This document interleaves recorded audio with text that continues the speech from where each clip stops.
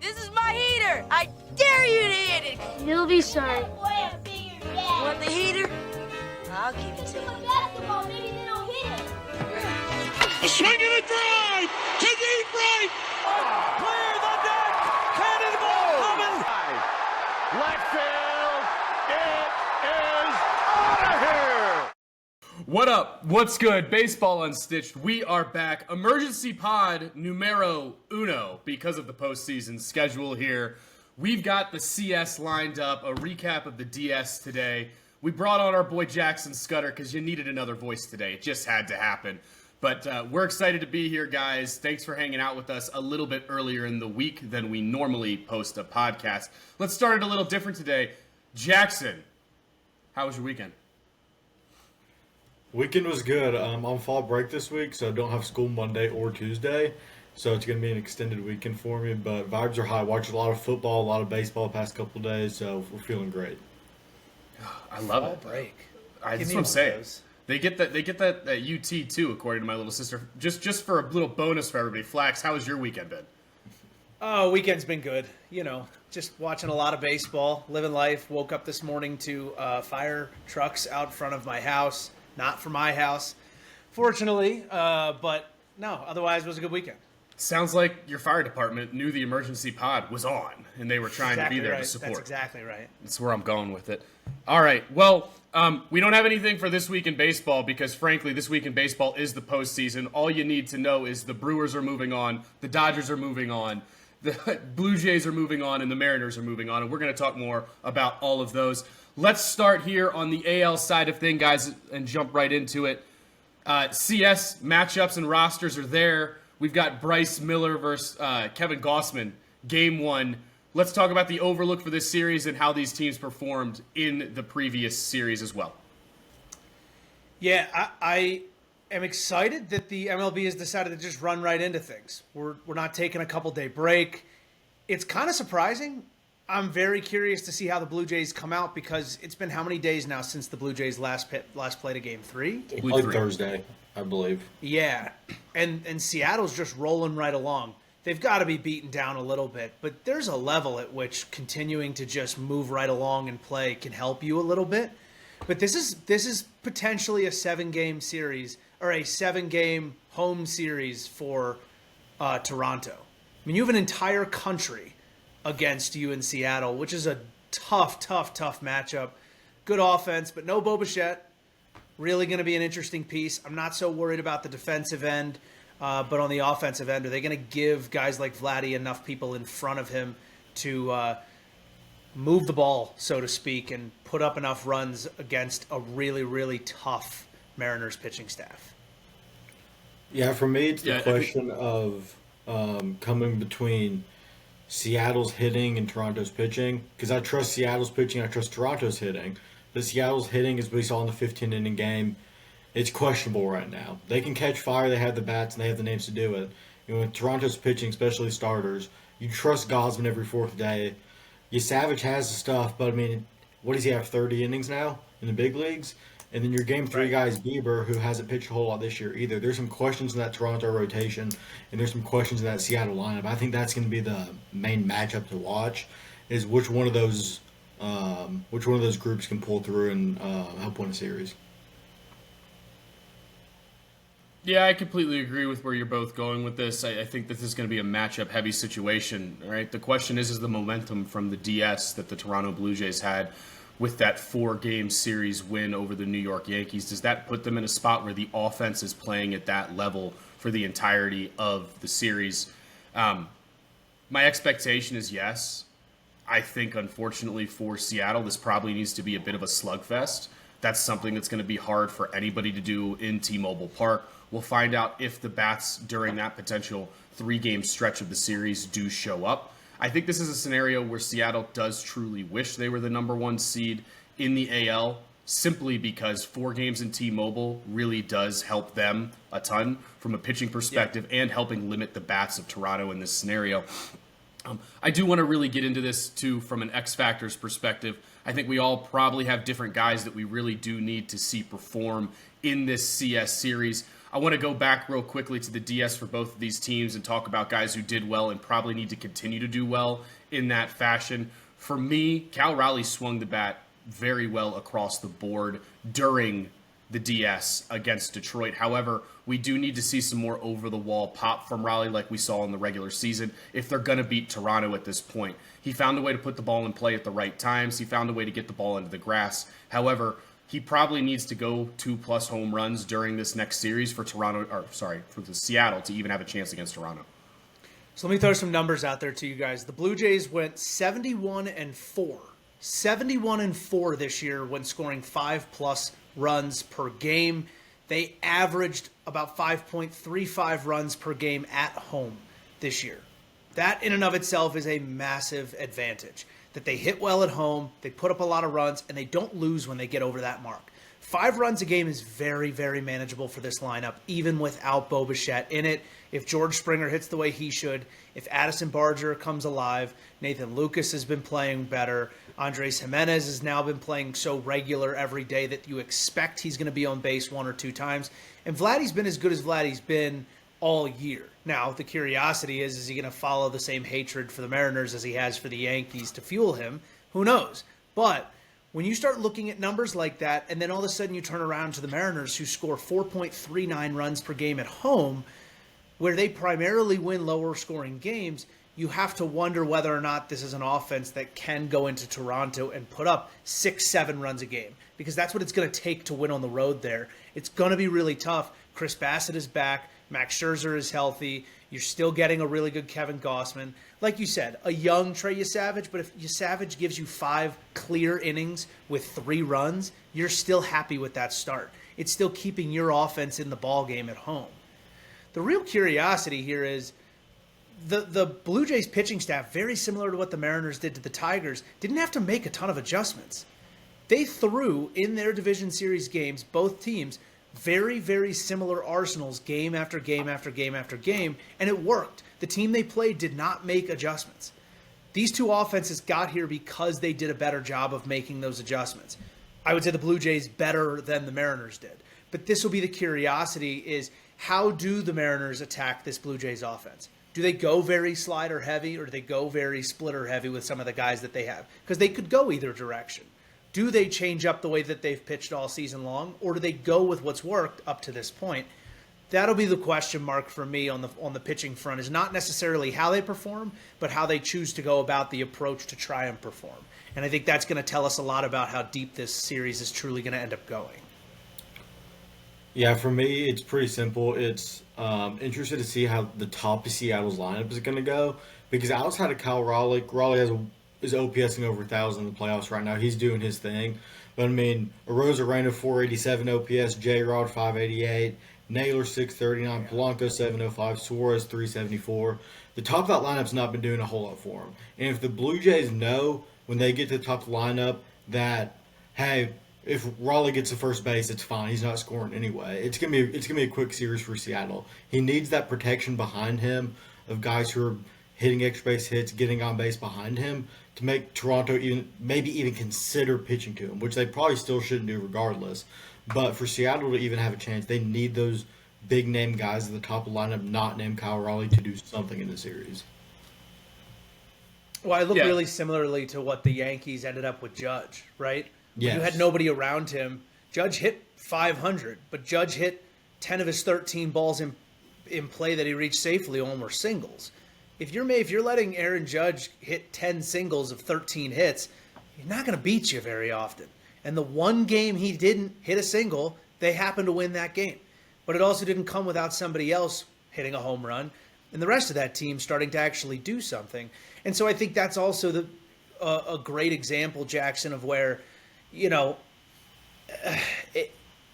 there's more to the guy who just hits the home runs, right? There's got to be people around you that put in some of the other at-bats that make your at-bats with men on base a little bit more meaningful. Look at some of the games that Seattle won in Detroit, right? It was Cal hitting balls into the gap, not Cal hitting the ball over the fence. It was Cal taking good at-bats when he had guys on base in front of him.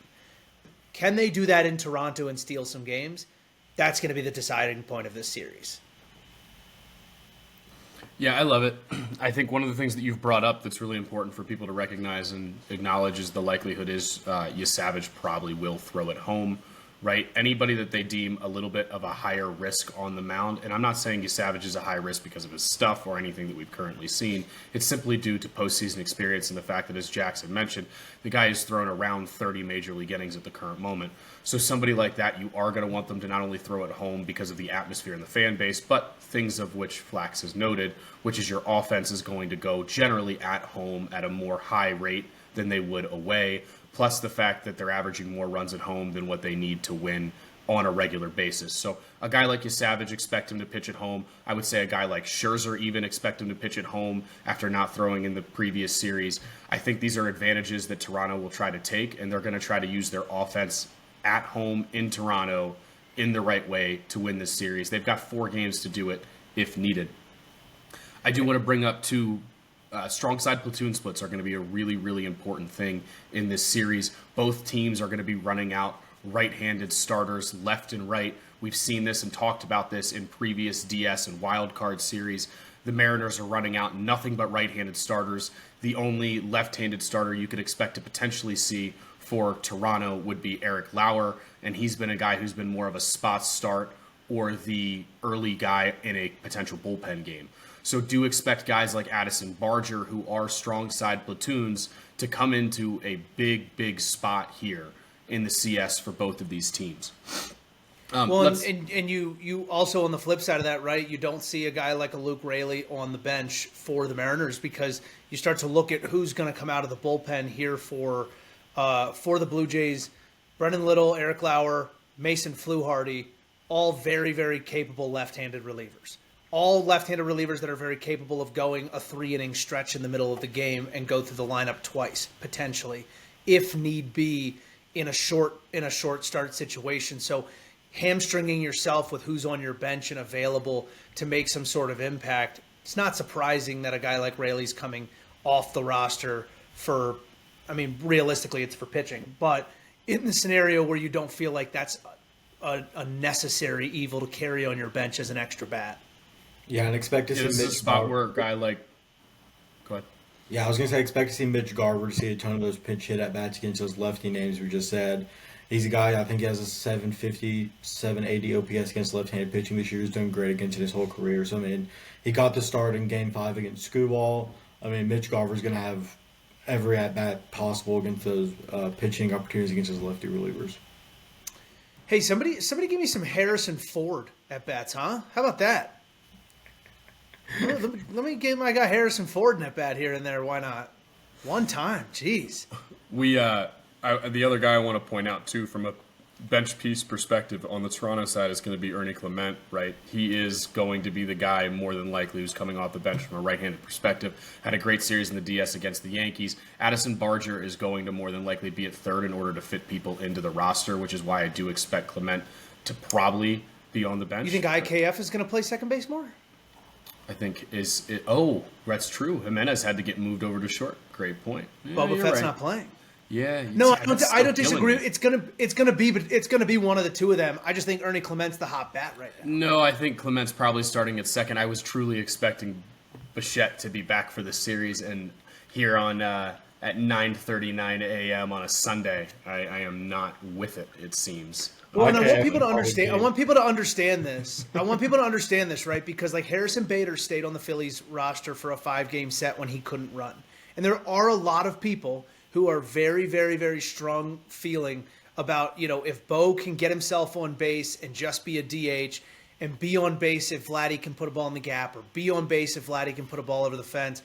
I don't think people understand how much like having him take up the DH role ruins your lineup. Like him being in the DH role and not having an Addison Barger or a Nathan Lucas in the lineup when your outfield is more than likely going to be Dalton Varsho, Anthony Santander, and like a Davis Schneider. And then, guys like Nathan Lucas, guys like Miles Straw will come off the bench is my guess. George Springer is your DH. George Springer has said over and over again that he is more comfortable being a DH. Anthony Santander, when positioned correctly, is a very good right fielder.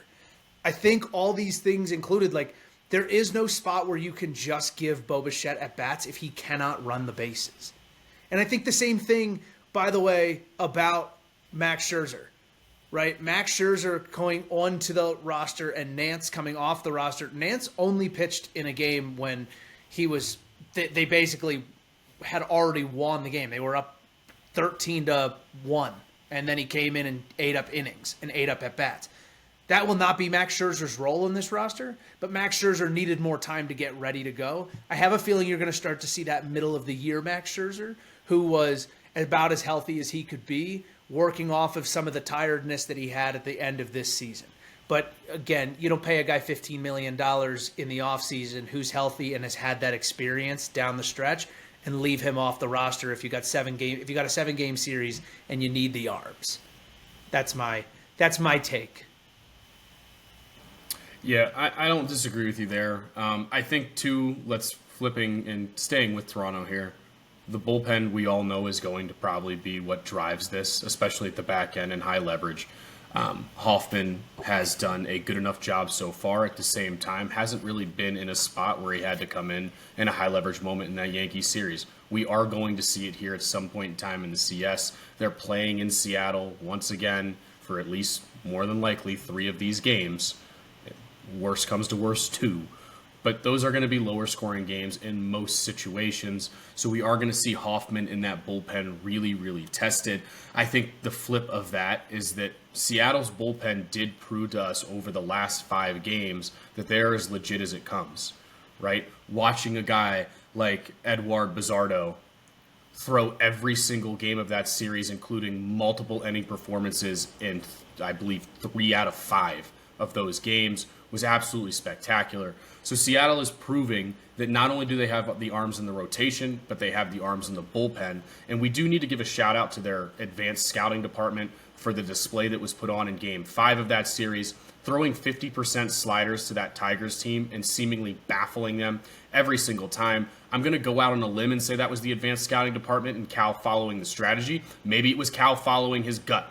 And if it was, kudos to him. But at the end of the day, normally that is coming from an advanced scouting department, throwing 50% sliders to a team where Kirby at the beginning of the game is just laying sliders down the middle and nobody's swinging at them, was extremely impressive to watch because somebody saw something and made sure that that result happened. I'm super excited to see how Seattle decides to throw this Toronto Blue Jays team after their offensive dominance from the DS.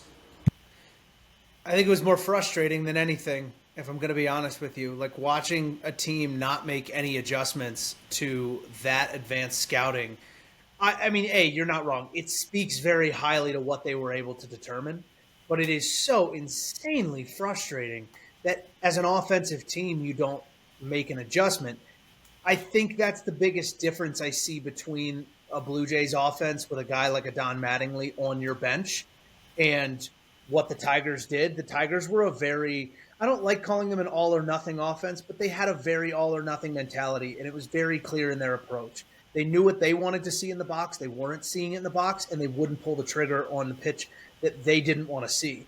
I think you got a guy like a Don Mattingly on the bench. You get through the lineup one time. I think they're having conversations on the bench to say, hey, this is how they're attacking us tonight. Here's how our approach is changing. Here's what our focus is now. Here's what we're going to try and do to get things.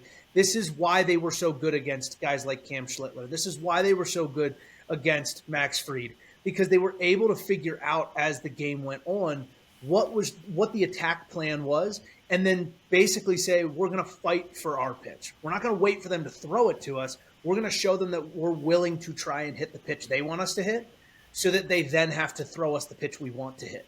That's why they didn't strike out a lot. It's really hard to strike out when you don't get to 2 strikes. It's really hard to strike out when you're putting the ball in play. And the more you put the ball in play and the more you choose to go up and swing when the team is willing to put the ball over the plate and be a team that puts the ball over the plate, which, by the way, the Mariners, more than almost any other team in baseball, are in the zone as a starting staff. They do not walk a lot of guys. If you know that's the case, don't let them get to 2 strikes. Swing at the pitches in the zone early in the count. Stop looking for very specific pitches to hit. And I think that's one thing we're going to see that's a big, big difference in the way the Blue Jays are going to approach this pitching staff. I completely agree. Let's get into this here then, guys. First 7-game series to call Flax, we'll start with you. 7 games, Mariners, Blue Jays. What's the outcome here? I got Blue Jays in 5. Wow.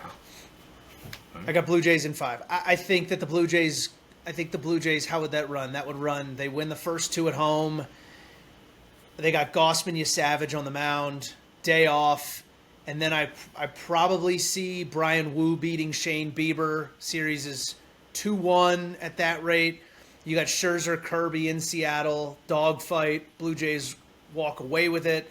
And then you turn it back over to Gausman again in Toronto for a Game 5. And Toronto wins at home again. Takes the series 4-1. Scud. I got Seattle in 7. This Seattle pitching staff has been one of my favorite things for a while now. Love the bullpen, love the starting rotation. I think it's going to end up just being an ugly dogfight where Seattle's going to get every game under 5 runs, and that's exactly where they want to be. I think it's going to come down to a Game 7, and I think Seattle's bullpen is just going to show up, and I think Toronto's going to end up choking this away, and Seattle's going to win it. I want to see all of the baseball. So I'm gonna go Blue Jays in 6 is where I'm at right now. I really want to say it's going to be the M's. These 2 on the screen, if you're watching on YouTube, know that that's one of the teams I've been riding with this postseason. So I would love to see them win this. Toronto's display of offense against New York was something that, though I knew they had that offense in them, I was not expecting to see to that level. I'm going to say Toronto in 6, but I love it. I love the parody. All right, moving on to the NLCS. We've got the reigning world champion Los Angeles Dodgers versus the Milwaukee Brewers. Yeah, I had to do it, Jackson. I had to remind everybody what they did last year, unfortunately. I'm excited for this series. This is truly, because it's not right of anybody to say, but I'm going to say it for people. This is supposed to be Goliath versus Goliath, and there's a lot of people out there who believe the Brewers are David. And I need for people to understand that is the farthest thing from the truth. I think Pat Murphy's squad is one of the most disciplined teams that we've seen from a baseball fundamentals and defensive overall play in the 2020s from across the board. No other way to put it. I'm excited for this series, guys. I think this is going to be truly hard-nosed, gritty. I do not think the Dodgers are going to come out and spank anything. You mean you're talking about a team that's literally won 100 games this year? Right? Like they've got 4 more wins on the year. Well, I guess now it's less than that. What is it? 2 more wins on the year than the Dodgers. Very clearly a more consistent team. You're going to get a fresh Quinn Priester, Freddie Peralta going in this series. I'm very curious to see how the rest of everything breaks out. I would not be shocked to see Jose Quintana go Game 1 against Blake Snell. This is the best the Dodgers rotation has looked. I will say that. But it's very clearly tough to win in Milwaukee right now. It's a tough atmosphere at American Family.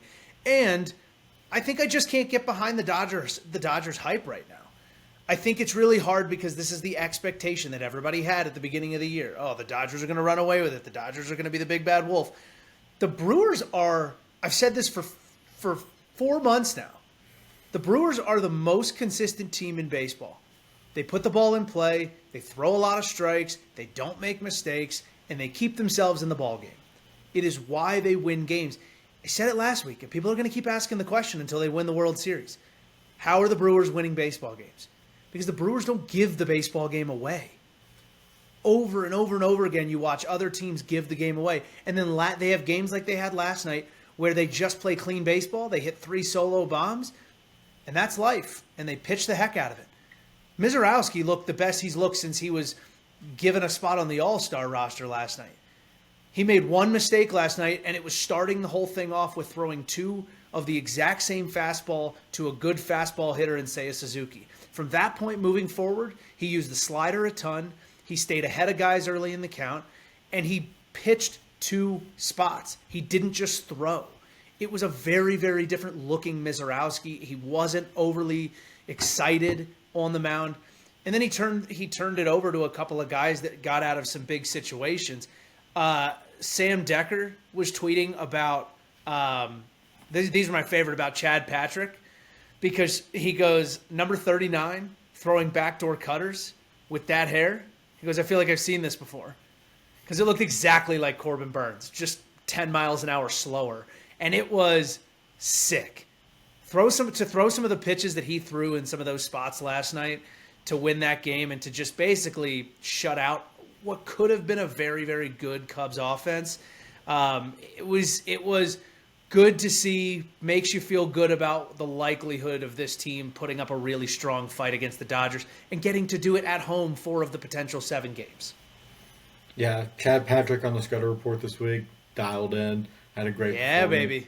But for me, the Brewers have been one of my favorite teams to watch this year. They're just so much fun the way they play. They put the ball in play. But I think the Dodgers entered this year with their mind already in October. They knew that they were supposed to get there. They were just kind of playing ball, knew they were going to get there. And then about 2 weeks ago, they called all the dogs up, got ready to go, and now they're playing baseball with their full staff. I think this is the healthiest we've seen them all year. I think this is the best they've been playing all year. You got Roki in the bullpen, who they signed for way too much money, just absolutely mowing people down. Glass now's coming out of the bullpen every now and then now.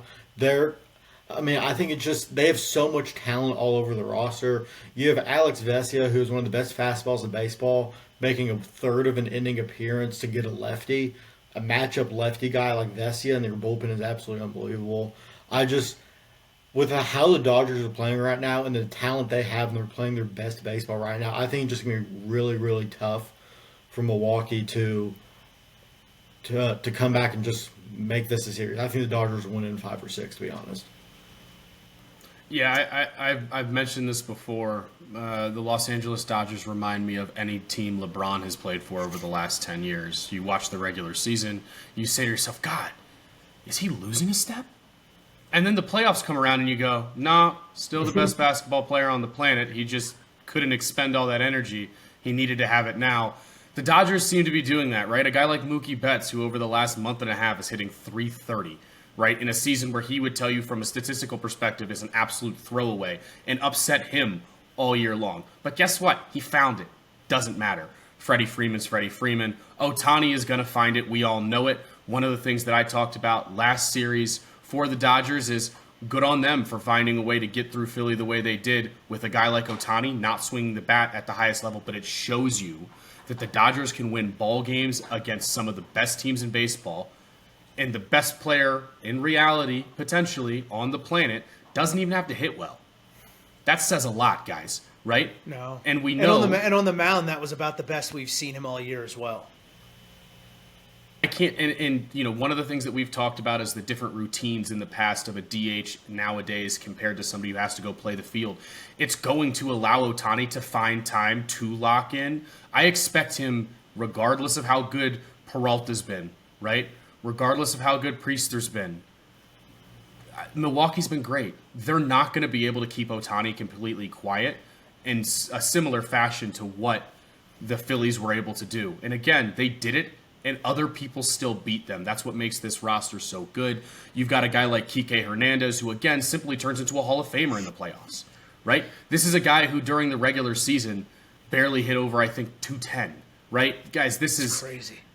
What the Dodgers are doing right now is exactly what Jackson said, which is they just all of a sudden show up. And it's going to be really interesting to see what happens here in this series, because the big difference is what we started this conversation with. The Brewers will not give you runs. Every run will need to be earned against the Brewers 99% of the time. And if you don't earn that run, you get to sit on the bench because Pat Murphy doesn't care. Is the truest way to put it. Yeah, this is going to be one of those. Series to me is going to be more of a dogfight. This is going to be much more of clean baseball. It's going to be very similar to the Phillies-Dodgers series in my mind, where every single game could truly go either way. As long as both teams show up, you're going to see good starters on the mound, throwing a lot of strikes. You're going to see good defense. You're going to see tough at-bats. It's just a matter of who pulls it out. And I think, like you said, the chances that you get another 0 for 11 stretch out of Ohtani with 7 Ks is so unlikely. the ability to keep him quiet is going to be so difficult. But again, I'm going to go back to some of these stats. The Dodgers scored less than 4.3 runs a game. No, sorry, they had 4.6 runs per game on the road against a team that plays very, very well at home in the Brewers. Keeping their bats quiet at home and taking care of business when you have the opportunity at home is what the Phillies did not do in the DS. It's what they had the opportunity to do in a really tough environment to play in. But this is what happens when you play guys who have been there, done that, especially with very recent success. It tends to not get to them. It tends to not matter much. These guys are throwing and hitting about as well as we've seen all year. The ability to flip a switch. I think the interview with Kike Hernandez that he had a long time ago on a podcast where he talked about October baseball, it always fascinates me so much because I think this is the type of mentality that emanates from that clubhouse. It's not just a him thing. He said, Rich Hill a long time ago had said to him, when you get into the league and you start to play more consistently, find the thing that is like your thing. And he figured out getting into October, like, oh, what if I could be a guy who just like shows up in the big moments? And so he's like, I'm never a cocky guy during the season, but when October comes around, I walk around, I'll tell everybody that I'm going to hit 2 home runs tonight. I'll tell everybody how good I am. He goes, and then I take that attitude and I play with that fire. Part of you maybe wonders, why don't you just do that all the time? But for him, that's what works during a certain time of year.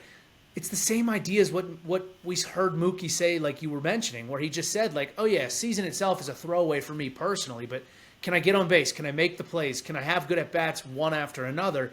And you start to shorten up the season, right? The postseason stops becoming a 7-game series, a 5-game series, a World Series. It becomes an at-bat, a game, a pitch. And the teams that can boil it down to those individual moments can tend to get themselves over the hump a little bit further.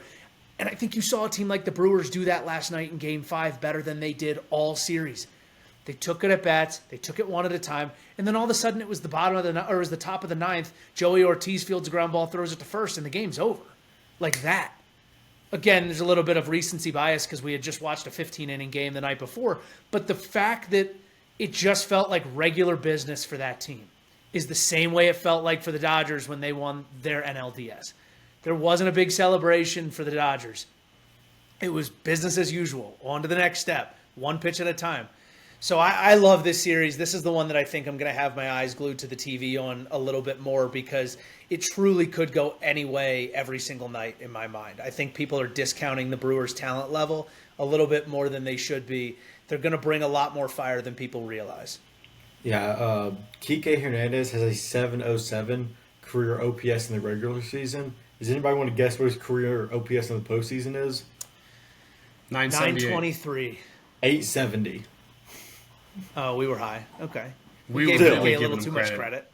Yeah, I mean, Still, though, that is a huge improvement. Yeah. Regular season this year is 623. He's over 800 right now. And Ryan talking about the LeBron teams was something I completely agreed with. For me, this Dodgers team makes me think of the recent Chiefs teams in the NFL.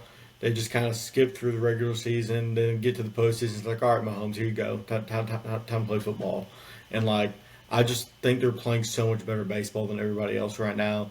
All their dogs are healthy. They're ready to go. I think it's going to be tough for Milwaukee to all right, so stop them. Let's flip. I think Milwaukee can as well. Let's flip the script here. What does Milwaukee have to do to win this series? I'm gonna give it to you guys.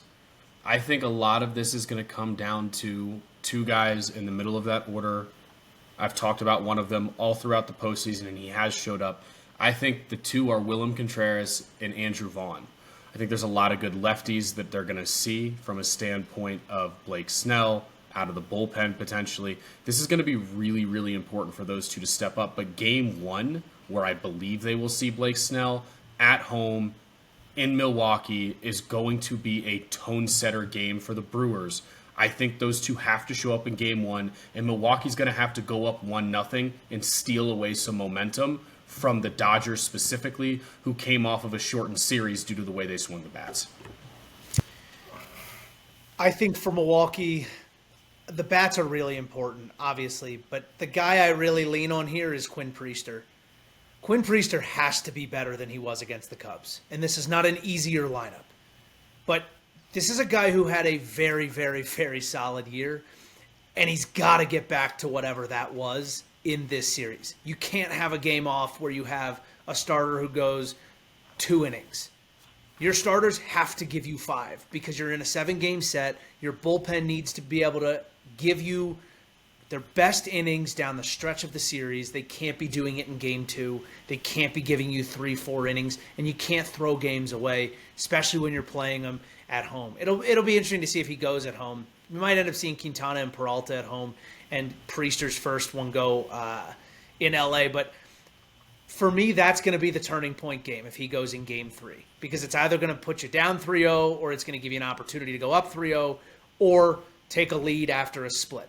That is a huge, huge game, I think, and the ball is going to be in his hand.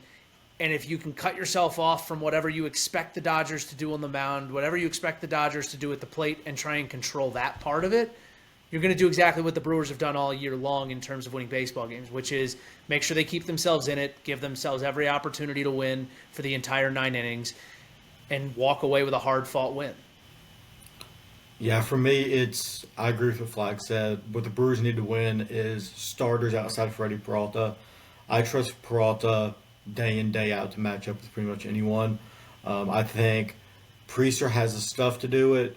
Quintana's extremely experienced. If he can go get them that 4, 5, 6 innings of solid ball, I think the Brewers just need those starters outside of Peralta. And I know one thing I'm dying to see. I need a game in which we have like Sasaki and Miz going back and forth in like the 8th, 9th, 10th inning, just striking everybody out. That would be electric. I need it. I need it so bad. I think the reason Miz only went 4 last night is because I have a feeling that Miz is going to get an actual start in this series, and he's going to be asked to go 5 or 6. I think that's the reality of the situation. It's a 4-game set. You can't not come into it with potentially 4 starters, and 4 starters knowing that if Miz is your 4th and he doesn't go 5 or 6, then you've turned it into a bullpen game, and that's okay. But I would expect that you see him get a full-on start. But I agree. It would be really fun to see the two of them go back and forth. Sasaki's an animal right now. I mean, he is truly some of the best we've seen him. It's really cool to see the kind of transformation that a player like that can make, especially in such what is a really short time. But again, this is what makes the Dodgers really good. And we saw in that article from Jeff Passan, right? They came right out with it and said, go try and figure yourself out. But we got belief in you. And then he came back to them and said, okay, I can't figure it out. Try and help me figure this out. And they said, okay, we still have belief in you. Here's what we think is wrong. Here's what you think that we can change. They made those adjustments. Over that time period of making those adjustments, we came back into a guy who throws 101 with ease, an 88 to 90 mile an hour splitter that he not only controls, but commands in 2 different directions and spots up wherever he wants, throws it in any count, and is nearly untouchable. And then all of a sudden we see him in the biggest game, in the biggest moment, go 3 perfect innings out of the bullpen. It's really, really hard for guys out of the bullpen to sit on the bench twice. Like, almost impossible. These guys never do it. So to have a guy like a Sasaki who is used to going through the normal progression as a starter of sitting on the bench 4 or 5 times a game and having a good outing and saying, hey, we need you to do that for 8, 9, 10 tonight, that's going to be the biggest struggle for the Brewers, is if they can't get out in front early and get to a starter. This is not going to be as easy of a bullpen to get through as people think, because this bullpen right now is Emmett Sheehan, it is Alex Vesia, who's looked better than he's looked in a while, and it's Roki Sasaki. You may get a Blake Trinan game here and there, but don't discount a guy who just won a World Series last year. Don't discount a guy who's got that kind of stuff, because bullpen pitchers are different creatures, man, and they could flip a switch and figure it out like that. Yeah, Jackson, you're going to have to probably settle for the consolation prize of Roki versus Abner Uribe, which is gross. Also sick. Just as fun. Did you see Uribe's celebration last night? No. He closed the game out and they turned to him and he just goes like this. He just put the hang it up, baby. Put the phone on the hook. That was their celebration the whole season or the whole series, because if you go back a ways, there was a time where Counsell was on the phone with the bullpen when I want to say it was Contreras. It was either Contreras or Churio hit a home run early in the year against the Cubs, and he was on the phone. And as soon as the ball hit, he turned around and hung the phone up. And then early in the series, when I think it was when Contreras hit a home run, maybe it was last night, that was his celebration where he hit the home run and he went like this and looked to the dugout and put the phone on the hook and then just started running. And I love that stuff. But this is the other thing, man. Like, you got to find bulletin board material. It's not a division game anymore. The Blue Jays were riding the high of a division game. The Brewers were riding the high of the division game. There was a little bit of a Goliath versus Goliath that the Dodgers got to kind of ride on. I think it'll be interesting to see how these teams come out. It's a little bit of like a who can hang on for dear life at this point in the season. I mean, you are beaten, you are broken, very few fresh bodies on these rosters. I think it's going to be a slog, but I'm so pumped for it. All right, 1 minute elevator pitches on your X Factor for the Dodgers. I'll start. Easy one for me. Max Muncy just kind of needs to show up in some way, shape, or form. Again, this is another series where we are right-handed heavy on the starters that you are going to see for Milwaukee. He is going to get a multitude of opportunities. I have stated that he is their X factor for now 3 straight series. Max Muncy has to find a way to barrel up some baseballs here to make it a little bit easier on the top of that lineup that has been extremely good. And by the way, he's been hitting in front of Kike Hernandez. It would be great for him to be on base for Kike in the series. Max Muncy, swing the bat, hit the ball. I'm going to say Shohei. Like, the guy who went 0 for whatever can't go 0 for whatever again. Like, if Shohei shows up and does what he did in the wild card series, it's going to be over quick. This is going to be a starting staff that's going to have a really hard time containing him. And if they cannot contain him, it's going to get away from them very, very, very quickly. So I think for the Dodgers, Shohei's got to be the guy that's got to step up and do what Shohei's supposed to do. That's what MVPs do. That's what the best baseball players on planet Earth do. Yeah, for me, it's just straight up the Dodgers bullpen still. It's been red hot, but it's had troubles over the year. I trust the rotation overall, but if they can keep having faith in that bullpen, it's gonna be dangerous. Like if they can trust their starter to go 5 or 6 and then turn it over to their bullpen like they have been. If the Dodgers bullpen can continue to do what they do, I have trouble seeing how Milwaukee can do it. So for me, it's the Dodgers bullpen. I'm interested to see who gets added to it. I'm curious if Kershaw ends up taking a slot as a long man in the bullpen again. I hated that he was kind of the sacrificial lamb in that game against the Phillies. That's like the type of stuff you see in the middle of July when a guy's about to get DFA'd. He just eats 3 innings in the middle of a bad ball game. But, I mean, he's still got the juice, man. If you need him to go out there and carry 3 innings in a tight game, I do think Kershaw's got that stuff in him. But it'll be interesting to see what they end up going with. They had a couple guys that got left off the roster. A guy like Tanner Scott, I'm assuming, is probably now injured and not allowed on that roster, so you're more than likely going to have a guy like a Kershaw stay there. You got Jack Dreyer, you got Justin Robleski. That bullpen has an insane amount of lefties, which makes a lot of sense for some of the bigger guns in this Brewers lineup. But I go back to what you said, Ryan. If the Contrerases, the Churios, the Vaughns show up, it's going to be really tough for a haul of lefties out of the bullpen to be successful against that lineup. And the one name that we haven't brought up, and for many of you who are questioning why with Milwaukee, is Christian Yelich. And he is going to have to find a way to do something left on left in this series. But where I believe Yelich is going to have the biggest impact is we will find a game where Tyler Glasnow is the piggyback off of whoever started.